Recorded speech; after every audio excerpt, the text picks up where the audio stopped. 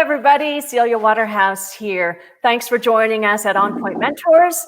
Today, we have a wonderful guest. I'm so excited. We have Sebastian Landa Zorilla. Zorilla. Zorilla. Yes. Sorry, Zorilla. Sebastian Yeah. Landa Zorilla. Got it. And Sebastian's going to be talking today about leading our lives with greater certainty and vitality. Now, just before we start, if you haven't heard about On Point Mentors, if you are looking for a mentor, we have mentors all over the world that you can check in on that have expertise in a lot of different areas of life. Obviously, we have Sebastian here from Monterrey, Mexico. And we have people in Johannesburg and Hong Kong. So come check us out at onpointmentors.com. If you are looking to become a mentor and you want no tech hassles, look us up as well. We can hook you up. Okay, Sebastian. Sebastian calls himself, a physical empowerment and certainty development specialist. You're gonna have to tell us what all that means. Yes. I'm looking forward to it. Yeah. Well, ever since I was a very young kid, I was introduced to self-development courses from my mom, Sandra Zorilla. So my dad is a lawyer and my mom is a philosopher. So one taught me to question others and the other taught me to question myself, right? And so I was at a very early age, a very energetic kid, a very curious kid, a kid that always loved to test his own limits up until this day. And I was introduced to self-development courses and I was introduced to Dr. John F. DeMartini. And from there, I began to understand human behavior and I began to understand specifically what it requires for you to be empowering all areas of your life. Right. And this concept of empowerment, for me was just dazzling, and it was something that lit up little stars inside my eyes. It was something that was very inspiring for me, and I didn't know that what I wanted to do. I didn't know how I wanted to do it. I didn't know even if what I loved to do, but what I did know was that I wanted to do what I love. I didn't know what it was, but I knew that I wanted to do what I love. And I was certain that I wanted to have greater clarity regards what I wanted and regards what I loved. Right. And so it was something that for me was very very challenging at such an early age to ask myself very daunting questions and regarding what's my life purpose, who am I, what am I here to do, how will I fulfill my dreams. And at an early age, I think that we are very innocent in our way of thinking, and so our dreams are just so out there. And when I give myself permission to dream, I thought it was something that was just so beyond my reach. And so I realized that I needed to become incredibly empowered in all areas of my life in order for me to be able to fulfill my dreams. And I started wanting to understand what was the crucial and determining factors that played into empowering, into actually having power into in your life. And through the years, I began to understand that it really all comes down to understanding. You can't have power in anything that you don't understand. And in order for you to understand it, it requires a lot of discipline, dedication, and focus and intention. And through having a greater sense of understanding, you begin to have a greater sense of certainty in that area. And that's ultimately what causes you to be empowered in that area. And so I began to understand human behavior from a physiological level, a psychological level, a sociological level, and a teleological level, thanks to John DeMartini. And and also some of my own experiments, right? So I would put to the test my own hypotheses, and I was always a kid that was very analytical. I loved mathematics. Since I was a very young kid, I was very good at mathematics. I was placed in advanced placement classes in mathematics. I barely did any homework, and I would be able to pass it. You're one of But those.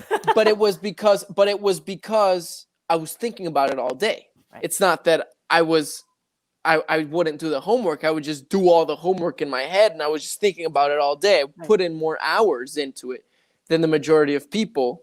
So the form in which I would get the result was very different than others, because I wouldn't do 2 or 3 hours of homework. I would do 10 hours of pondering mathematically about it, you know. And so I was very analytical, and I wanted to shorten the time interval that it took. I had a very, very, very, very dedicated perseverance, which was to shorten the time interval that it took me to master a discipline or to master a sport.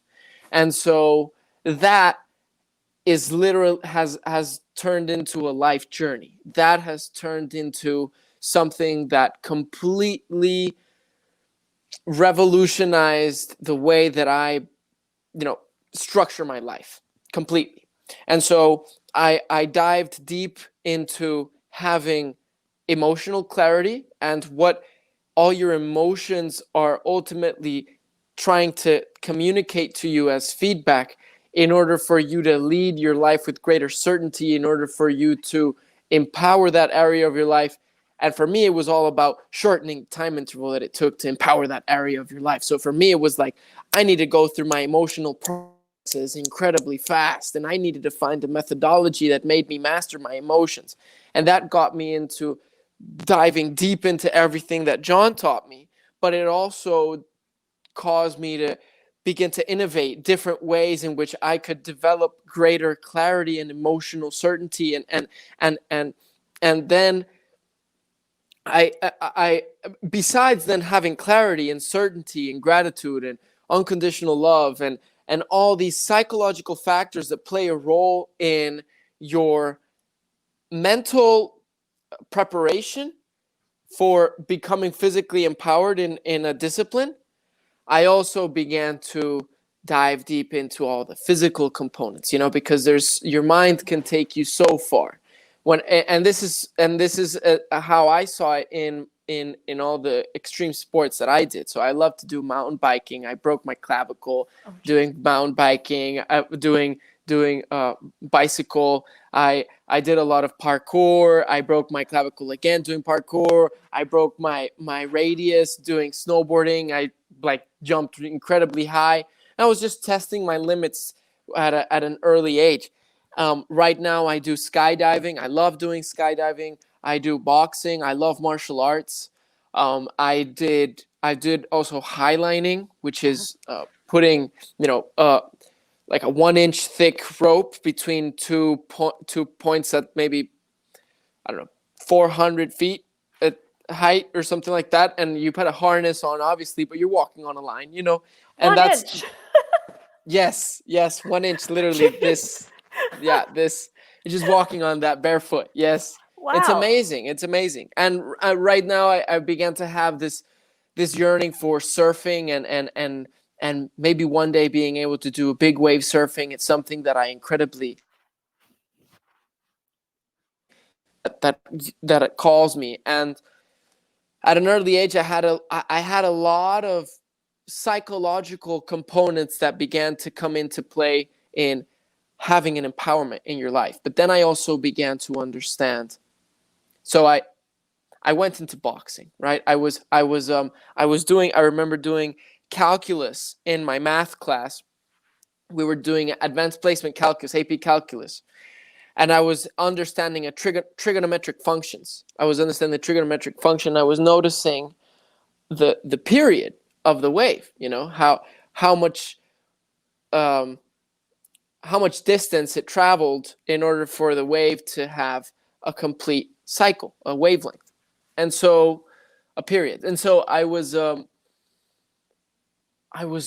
then thinking, this is very similar to the emotional cycles that a human being goes through. We're up and then down and then up and then down, and we're up and we're self-righteous and then self-wrongous.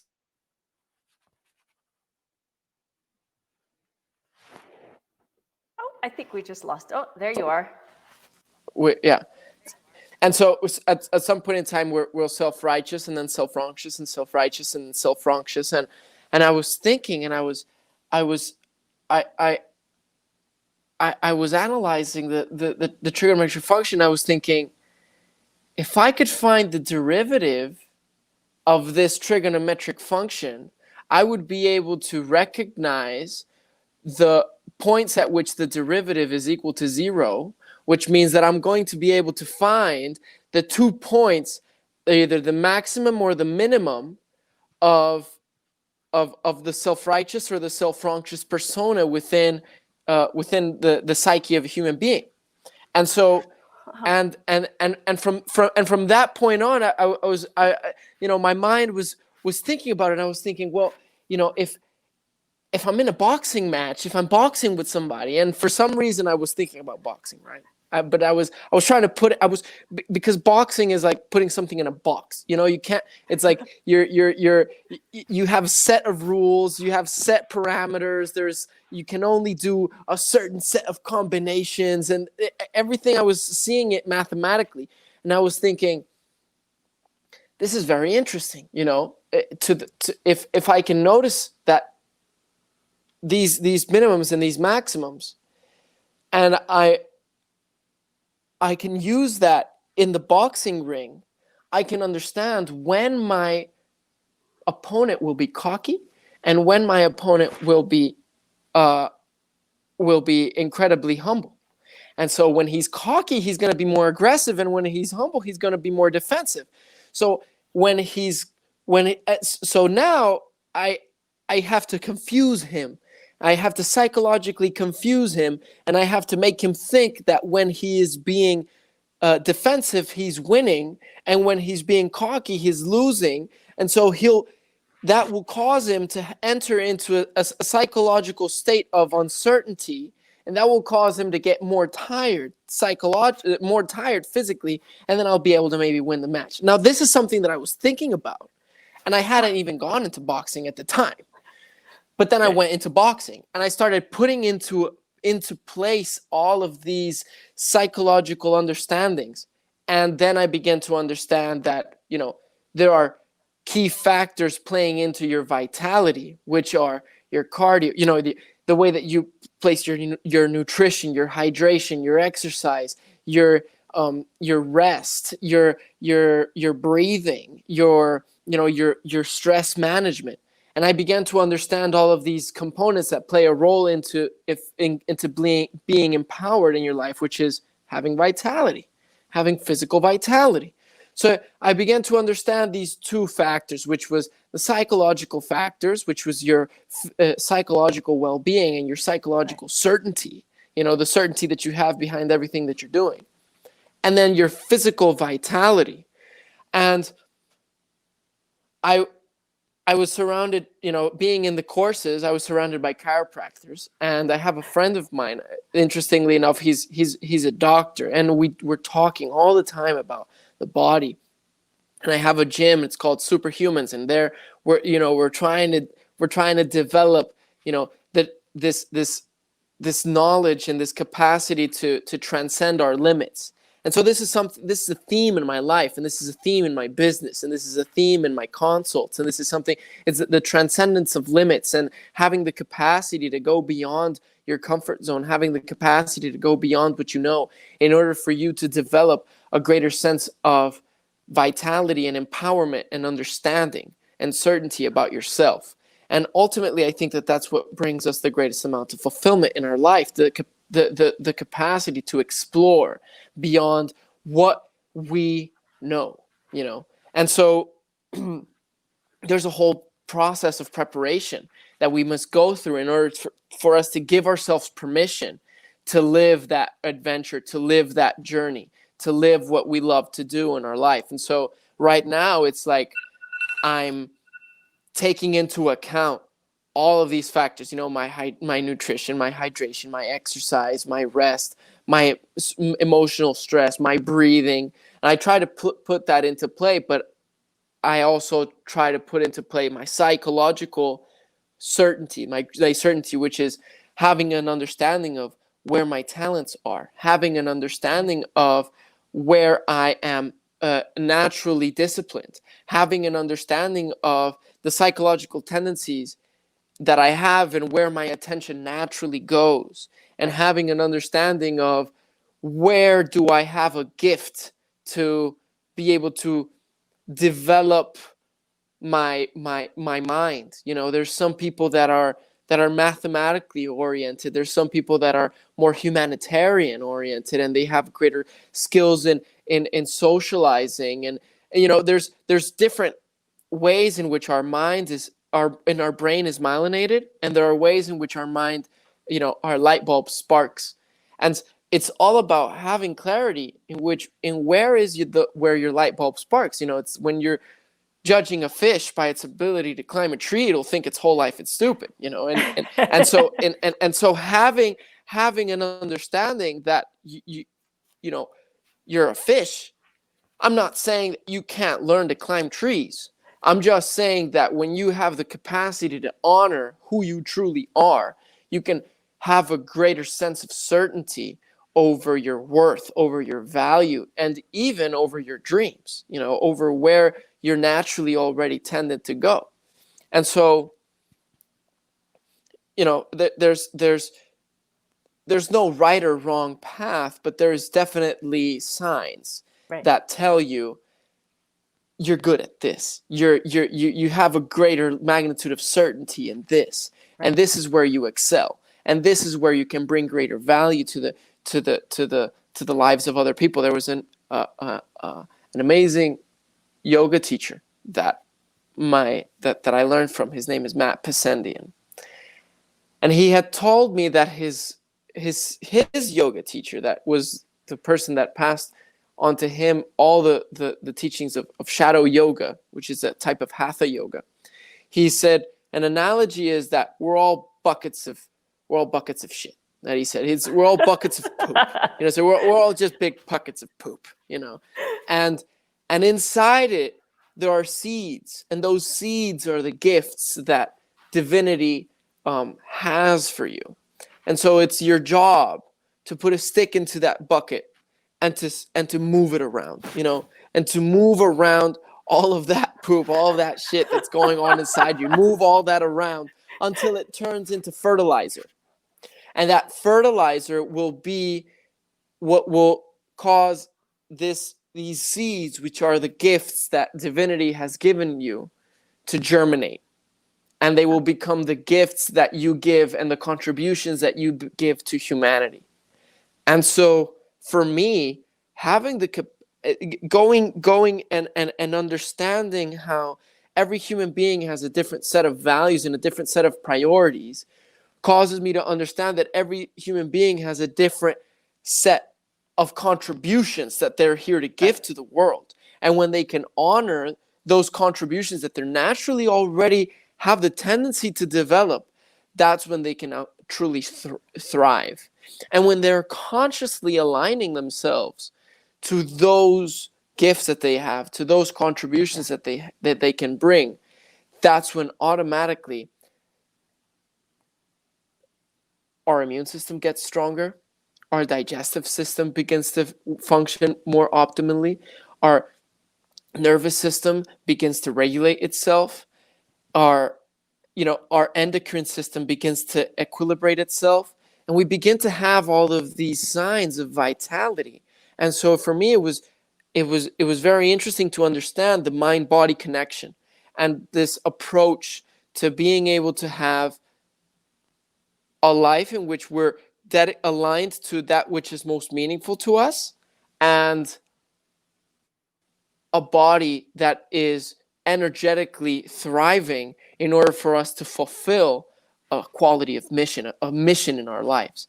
And this for me is what said, I want to dedicate myself to this. I want to dedicate myself to serving people have greater vitality in their life, and Yeah. serving people have greater certainty in their life. Yeah. And so through having a greater sense of vitality and a greater sense of certainty, you naturally have a greater sense of well-being. And I think that it is within everybody's desire to live a life of well-being, and Right. so this is ultimately what I'm doing. And it's like this is practically what inspires me. There's a healing component that I love to bring into the lives of other people, because becoming physically empowered in any area of your life, or Right. becoming empowered in any area of your life, can be at any scale. It can be either if we put it in an analogy, either you're in a pit, you're in the hole and you need to get off the hole and go into the ground, or you're on the ground and you want to lift off and you want to fly. Right. So there's you're flying, and now you want to be able to sustain that flight, or you want to be able to fly effortlessly, right? And there's even greater qualities of grace that you can strive for. And so all of this spectrum to have, healing, having functionality, and then having strength and having a greater sense of functionality, and then performance, not only just having functionality, but now having performance, and not just having performance, but now having competitive edge, and then having the capacity to express yourself with grace. For me, all of that trajectory is incredibly inspiring for me. And to be able to shorten the time interval that you take from the whole all the way to expressing yourself with grace. Matter without spirit is motionless, and spirit without matter is expressionless. So for me, if you're in a physical body, and you're here and you're living a human experience, maybe you live more than once, let's just say, but you only get one body per life. That's for sure. That's for sure. They say you only live once. Okay. Sure. You only live once. Maybe let's say you live twice, but you only get one body per life. And that means that you are here to express yourself through your body, and all your areas of your life, not just your body, all areas of your life. You're here to express yourself through your vocation, through your career. Everything turns into an expression of your spirit. Right. Your religious construct, your beliefs, your spiritual, the way in which you direct your spirituality. It has a form. It has a physical form. And that form is what encompasses the spiritual area of your life. Also mentally, you can be a mathematician. You can be a scientist. You can be an environmentalist. You can be a poet. You can be an artist. How is it that you express your spirit mentally, vocationally, your career? How do you express your career? Are you an accountant? Are you a lawyer? Are you a doctor? It all really is an expression of your spirit. Financially, also, where are you putting your money? In what industry are you developing your finances? What are you depositing your trust in? Right, because money is trust. So what are you depositing your trust in? Familially, your relationship. Do you have a family? Do you have just a relationship? Or do you love to have multiple partners? How is it that you love to express yourself intimately, socially as well? Who are the people that you love to surround yourself with? Physically as well, how would you love to express yourself? And this is something that for me is very meaningful. How would you love to express yourself physically? That's why I love to consider myself a physical empowerment specialist. And this is the reason also why I look up to so much Bruce Lee, because Bruce Lee, he understood this. He understood that martial arts, he said, martial arts, to me, is honestly expressing yourself. Now, now I can be cocky and put on a show and be flooded with this cocky feeling, all kinds of phony things, you see. But to express myself honestly, not lying to oneself, That, my friend, is very hard to do. And you must practice. So you must train so that when you want it, it's there. Not 1 inch, not anything less than that. When you're gonna punch, I'm going to punch and I'm gonna do it, man. And I love it. that's yeah, that when I saw that interview, when I saw Bruce Lee talking about that, it was it sparkled my eyes, because I was like, exactly, this is exactly it. How would you love to express yourself? And so there's so many fears, there's so many blockades, there's so much uncertainty, there's so much self-judgment, there's so much pain, there's so much stuff going on. It's like it's hard to express yourself honestly, and it's hard to express your life in the form in which you would love to express it in. So I consider myself a facilitator. I love to consider myself a facilitator that serves people to express their life in the most authentic way. That's bottom line for me, what it really, really comes down to. I just love your causing enthusiasm. people to feel, serving people.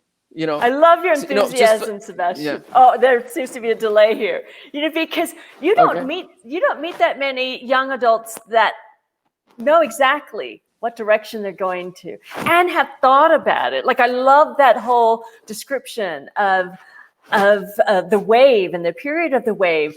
And it's a good thing you were thinking of boxing while you're doing the math, rather than the opposite way, thinking of math while you're doing the boxing.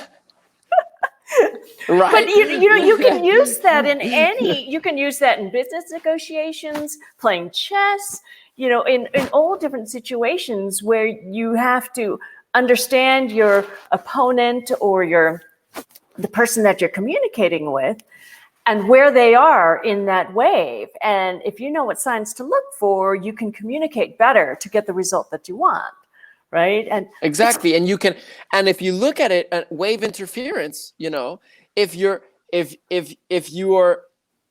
have the wave, if you're coming in when your wave and they're on another wave, you can either have a constructive or destructive interference, Right. So right. True. So it's like, be aware of all those things, right? It's fascinating to me because you have a law degree, right? And yes. And I mean, it's very different in Mexico than in the States. And there's many more years going into it in the States than it is in Mexico. But it's still a very, very interesting, interesting area.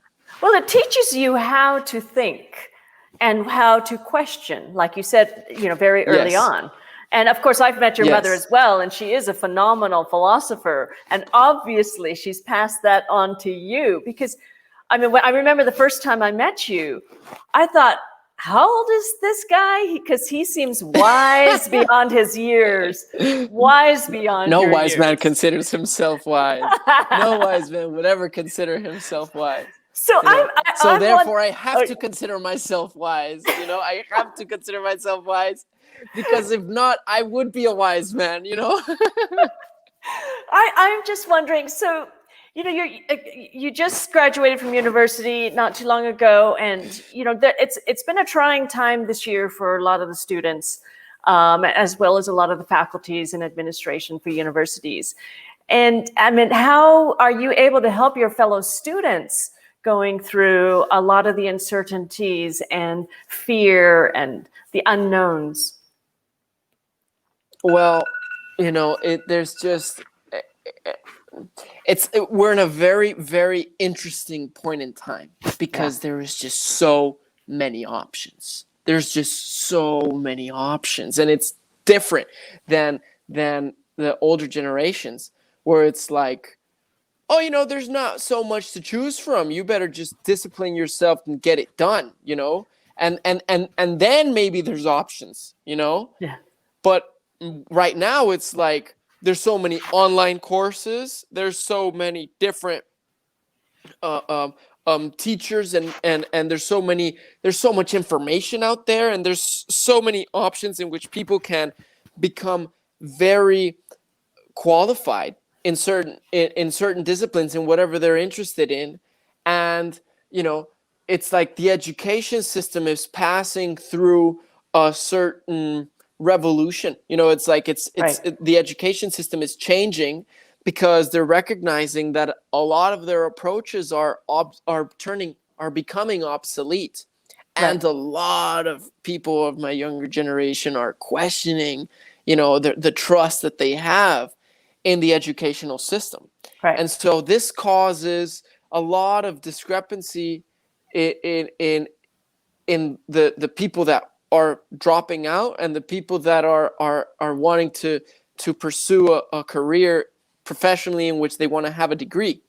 And so me personally, I decided to get a degree that wouldn't be obsolete. I think that honestly, there's a lot of degrees that are obsolete. That the knowledge that you're going to acquire by the end of the degree, it's irrelevant by the time that you finish. And so, but law isn't. Being a doctor, being an engineer, and being a lawyer is definitely something that is not going to. It has a set science. It has an understanding of, and it's fundamental. So people that are going into college and they're recognizing that, oh my God, maybe my degree is not going to get me a job. I think it's very important for them to question themselves regarding just plain education that they're going to get. Forget getting a job from the degree. The things that you're learning about, is it something that truly means something to you? Is it meaningful to you to learn that?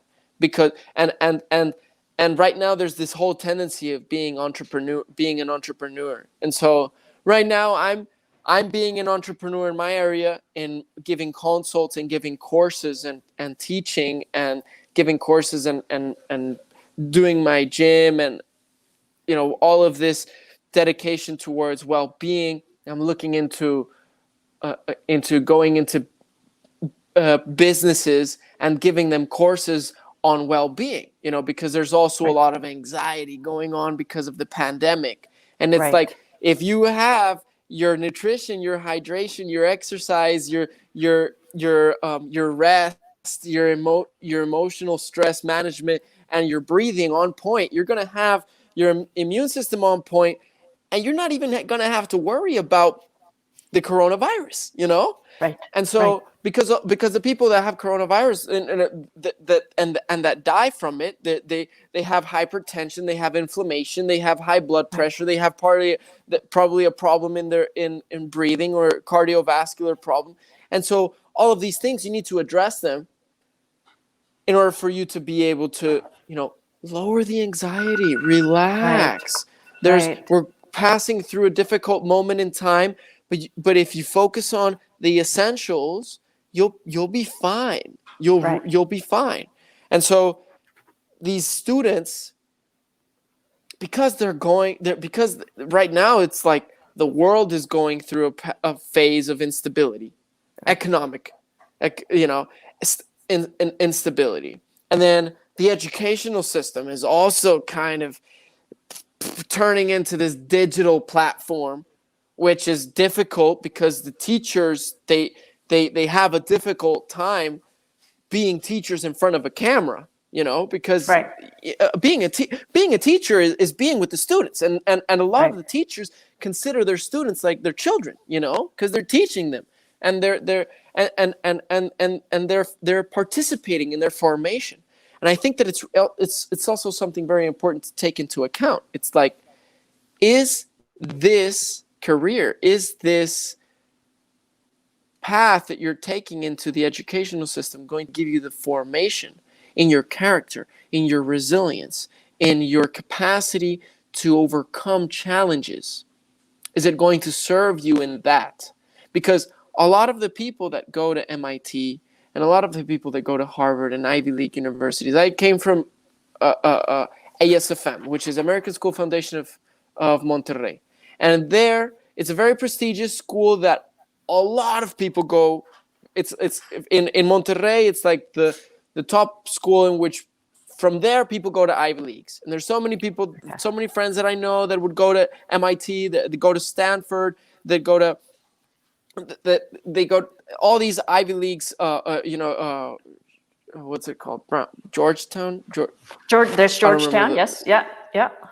Yeah, and so and so all of these all of these different colleges they would go to, and what I would recognize is that going into that college, from what you get out of it is mainly the resilience, the resilience to manage all that stress, all that homework, all that, all those challenges. That there was a friend of mine who go into, I think it was pure mathematics and physics. He was a friend of mine, and we would do math, and he went to Stanford, and he was doing physics and pure mathematics. And that's just what he does. He's a genius. He's a genius. And when I talked to him, he was like, I would ask my teacher a question about quantum tunneling, and he would spend 2 weeks. It would take him 2 weeks to be able to solve this problem, And it's like, you're taking 2 weeks to think about something, 2 weeks to think about a mathematical problem or a physics problem. That must be some serious thinking going on right there. And so, and what I would notice is he would just be so fulfilled, so bombarded with so much information to learn. And it was part of the formation that he wanted to have. And so, these people that go into that come out of these colleges, ultimately it's not because of the knowledge that you have. It's because of the emotional resilience that you have, the capacity that you have to deal with all of this workload and to get it done, and to get it done with excellence. And I think that if you're going into college, take into account that that's what you're doing. You're chopping wood and carrying water, and you're learning to chop wood and carry water without spilling the water, and learning to chop the wood without hacking at the wood too much, until you learn to have excellence in that which you're learning to chop wood, carry water. And there's so many people that are thinking, it's because the knowledge. The knowledge is, they think that it's the education and the knowledge that they're trying to get. It's not that. It's the formation. I personally recommend people that are on the students to take the formation, take the process of having that formation. Now, being an entrepreneur, I went into different things that caused me to have a different set of formation. I went into boxing. I competed two-time state champion, amateur advanced, and another time national champion. So I fought. It was an amateur newbie league. It was beginners league. I was a champion, a national champion is beginners league. I've had my fair shares of blows. I'm not the best guy in the world. I'm not trying to place myself as the champion of the world here. I'm just saying that, I went into it, and I had blood, sweat, and tears go into it, and it was part of my formation. Right. And the discipline and the discipline that I got from boxing was an educational formation that I had. The discipline that I got from law degree, reading, investigating, having the capacity to understand real life problems and law problems and finding those ways to solve them. Being an entrepreneur is also something. There's no such thing as an easy path. It's like it's just what is worth it for you. What price are you willing to pay? Some people think that to give up on college because there's an easier way. It's not. Life is not easy. There's moments in which it's going to feel easy, but life is not easy, and anything worth achieving and anything worth it is not easy. And I can definitely account, many times. I remember being in this apartment when I moved out. This year was the moment that I moved out. I was with my girlfriend. I was crying. I I felt I was having a difficult time to be able to sell myself. People didn't want to come to my courses. There were people that there wasn't enough consults going on. The business that I had, the faith in I had my business was dimming. I was questioning myself. I was thinking that I wasn't going to make it.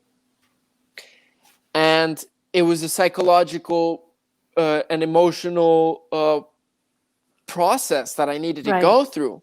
And it was, and I felt weak. I felt that the world was, the world was coming on to me. I had bills to pay. I had to pay the rent. I had to pay for food. I had to pay for gasoline. I had to, there's responsibilities that people are not waiting on you to be able to do that. It's just, they're assuming that you're going to have the money to be able to do that.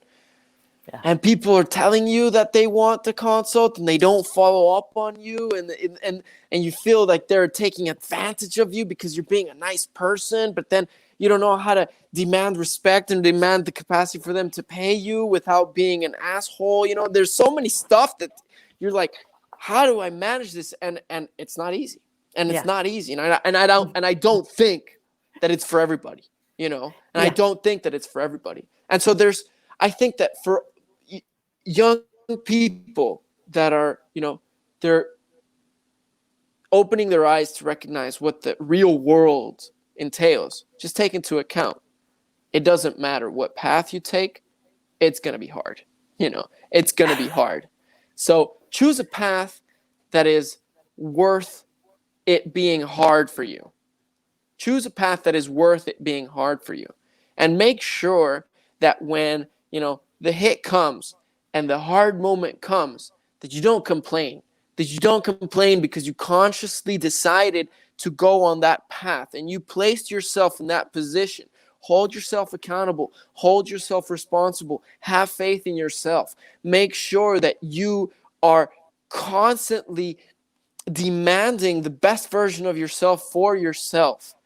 Because it doesn't matter if you're a high achieving, high grades person in class. What matters is that you gave it your all and that you're satisfied with yourself for giving it your all. And I'm certain that when you give it your best in whatever it is that you do, there will be light at the end of the tunnel. Maybe it won't be the light that you were hoping. Maybe you're going to need more patience. Maybe you're going to need more patience, and you're going to be having a little dose of reality and dose of humility to say, oh shit, this is what it takes. This is what it takes. Yeah. But at the end of the day, that's what's going to build your character. That's what's going to build your heart. That's what's going to build your leadership skills. That's what's going to build your certainty. That's what's going to build your vitality. That's what's going to build your empowerment. And I have faith. I have faith in the younger generations. I truly do.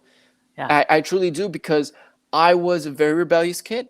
And I was a kid that would constantly get in trouble. And I was a kid that would constantly... my last semester in high school, I failed it. And I failed it, and I only had 2 classes that I passed. I passed advanced placement calculus with a 95, right? So I'm not stupid, Oh, we know that. We know that you're not like it's not like. But I was stupid in other things. I failed at other things. I think it's important to honor that. I think it's important to. Can you hear me? Am I cutting? No, I can hear you. Can you hear me? Am I cutting? I can hear you. No, I can hear you. I think, yeah. So I think it's important. Great. So I think that it's important to honor those things. I had a 95 in AP calculus. Okay. Can you hear me now? Yep. Yeah. It was just going in and out of I had a 95 in AP calculus, and I had an 85 in entrepreneurship. Those were the only classes that I passed in that last semester. English class, I failed it. Biology class, I failed it. Spanish class, I failed it. Spanish There's class. a whole other set of classes that I failed. I just failed them. Yeah. Yeah, I failed at Spanish class. I failed at Spanish class 3 times in a row. You know, like years, consecutive years. I had to take summer school for Spanish classes. Okay, so and so I'm not like what I'm trying to say is that, you know, Yeah. I didn't lose faith in myself. Yeah. I was at a point in time where I was thinking. Am I cutting? Nope, you're good. I don't know. Sometimes I feel like I'm cutting. Am I cutting? I can hear Okay. you. I can hear you. There was a point in time where I was literally thinking, you know, F the school system. Okay, great.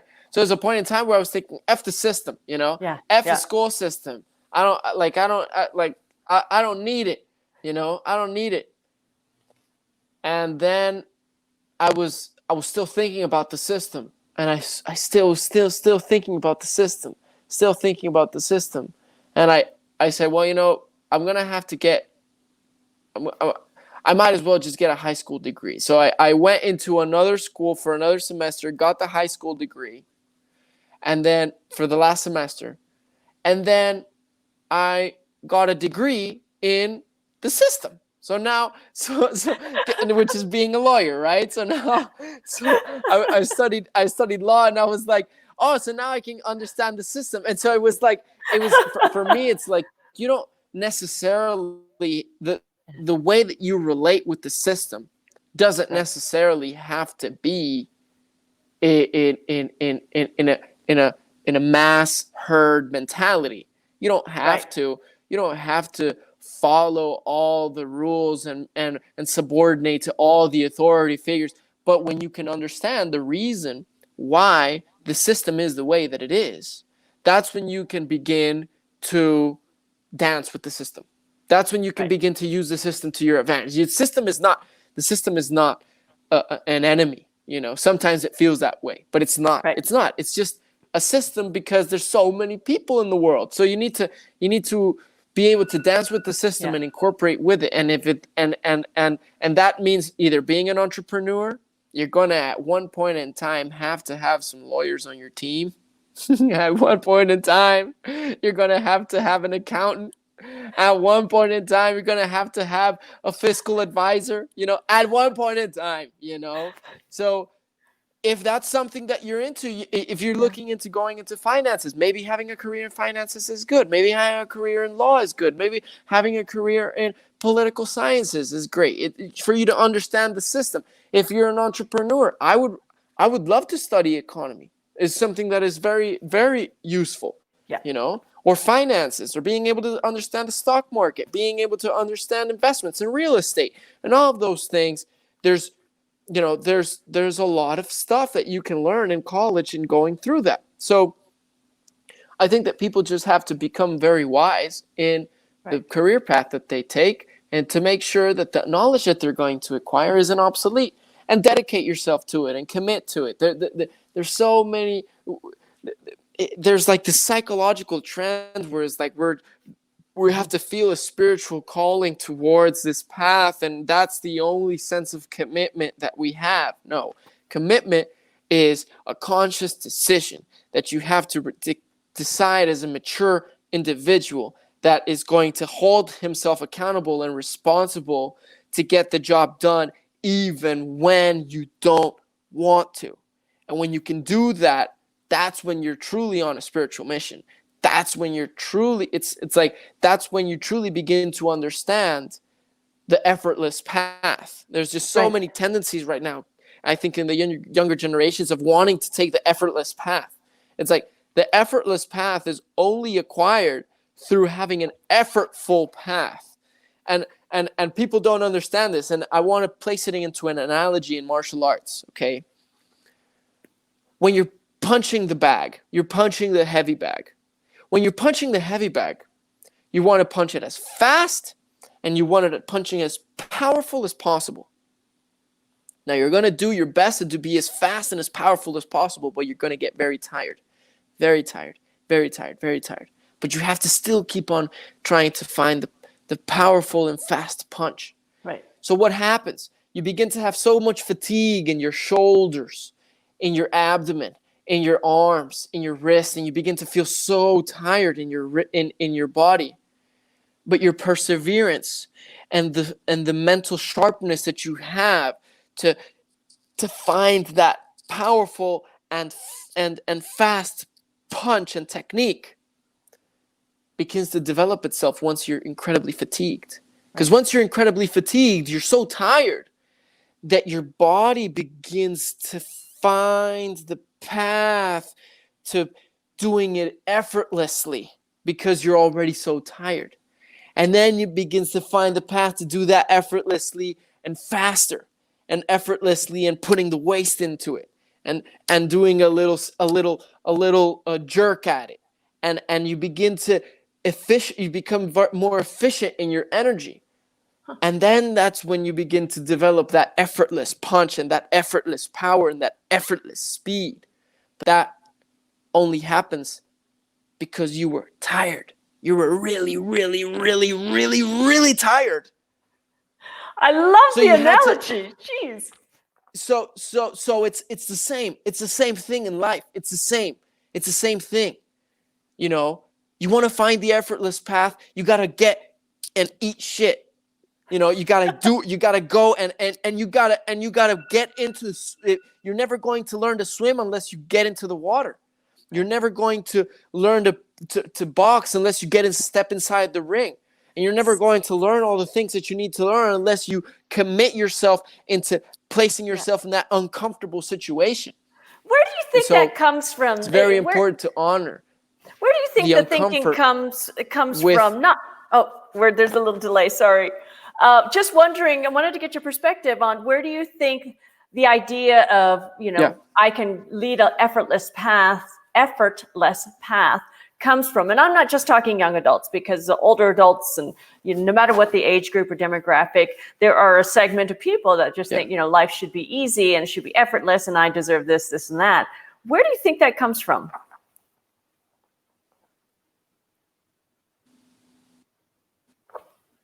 Hear me? I think that it comes from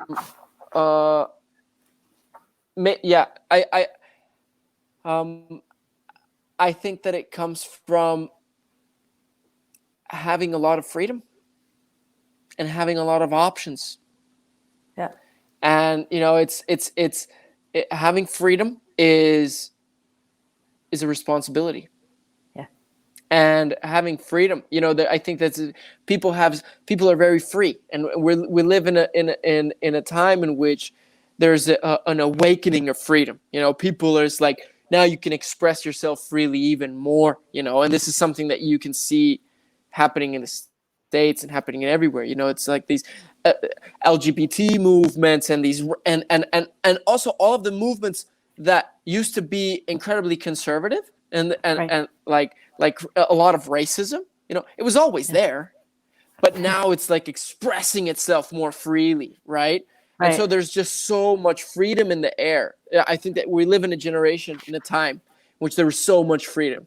Before middle age, 1,000 years ago, you'd get lynched. You just you burn at the stake. What are you saying? You're saying something against the church? Burn him. Yeah. And so there's just so much freedom, and I think that that people are beginning to have this sense of comfort with that freedom. Yeah. Because you can't deny the fact that it feels good to feel free, and so you begin to have an attachment to freedom, and that attachment to freedom makes you think that you want an easy life, and I think that when people begin to can postpone the gratification and recognize that there will moments in time where they will feel free and moments in time where they will feel trapped, and moments and when they can commit themselves to something, they will be able to have a greater sense of freedom in the future. But you got to be able to postpone. You got to be able to postpone that gratification. And that's what maturity comes down to, the capacity to postpone gratification. That's what maturity really comes down to. So fascinating. Which I would love it if you would create courses for people in your age group to help them cope with a lot of the things we're seeing in the world, all over the world, globally.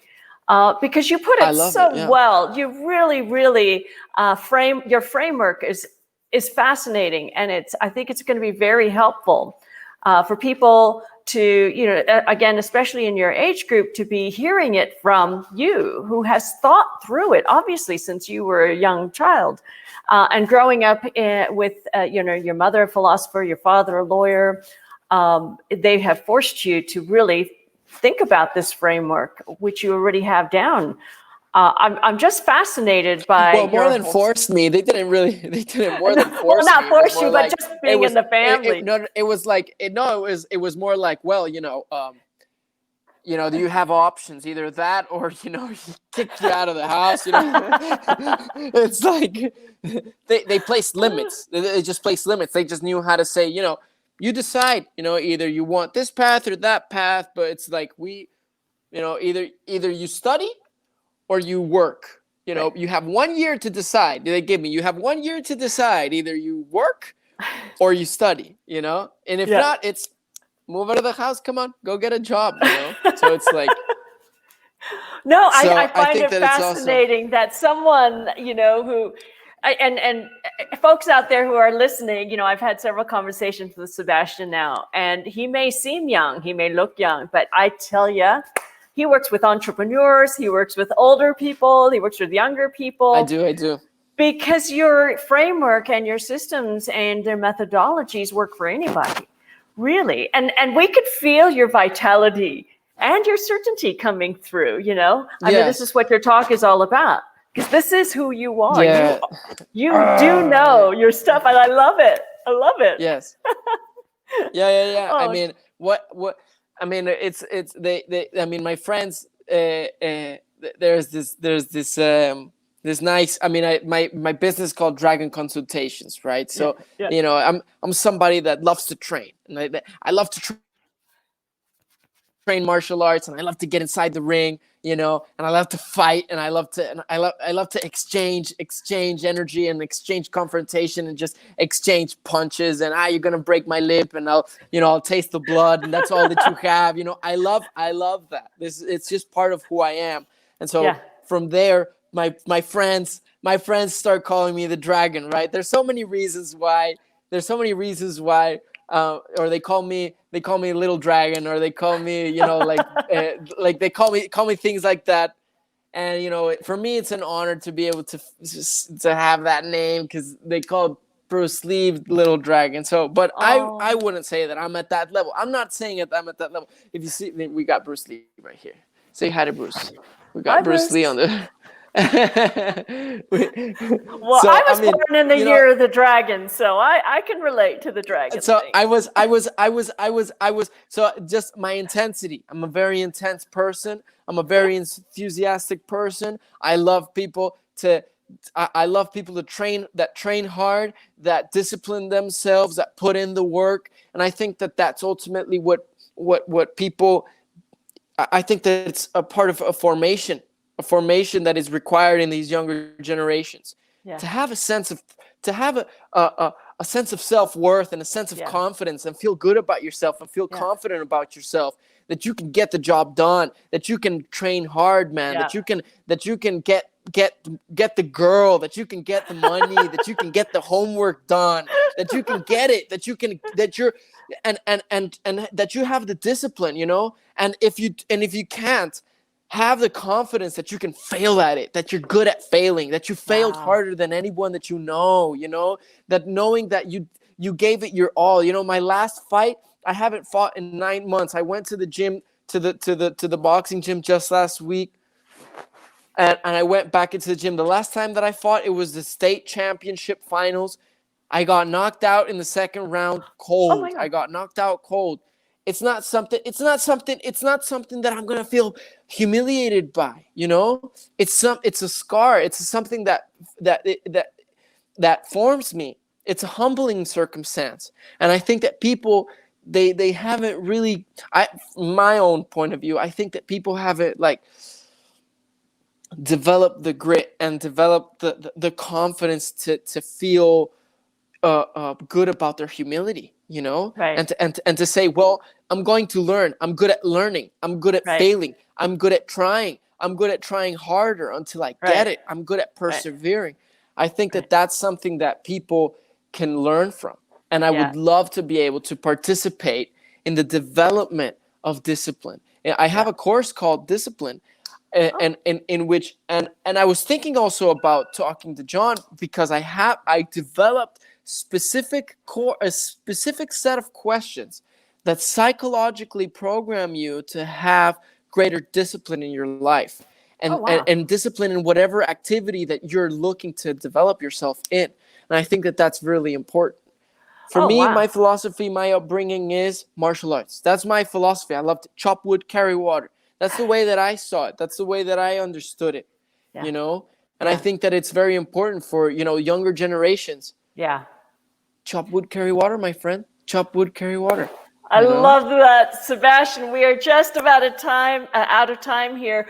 There's so many other subjects I really would love to discuss with you, because you have a wealth of knowledge in your young mind about a lot of different areas. I meant the mind-body connection, and I do love your whole take on resilience with students and the young adults, and sports psychology. I mean, there's so many different I areas love I'd it.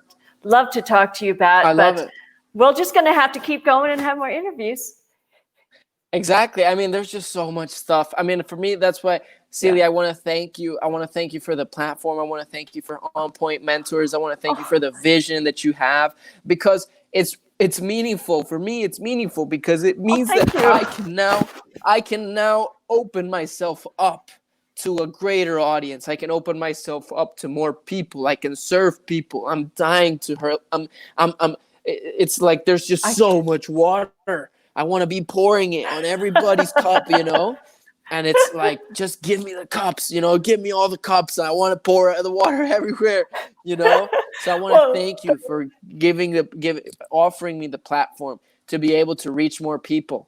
oh, thank you, Sebastian. You are just going to be a superstar. I cannot wait to see how your career develops over time. It's just amazing. Oh, did you just disappear? Anyways, thank you everybody for joining us. Somebody call, yeah. Sebastian, I'm going to sign off. Hello, can you hear me now? I can. Hello? Goodbye, Hello? everybody. Thanks.